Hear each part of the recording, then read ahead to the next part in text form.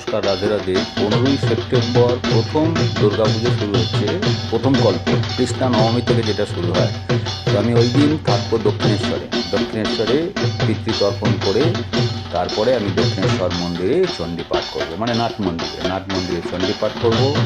15 তারিখ কৃষ্ণা নবমী, সাংঘাতিক ভালো দিন। সেদিন থাকছে আপনার আদ্রা নক্ষত্র, মৃগশিরা সকালে কেটে যাচ্ছে। আদ্রা নক্ষত্র, যার লর্ড হচ্ছে রুদ্র। তো সোমবার যুক্ত কৃষ্ণা নবমী, নক্ষত্রের লর্ড হচ্ছে রুদ্র।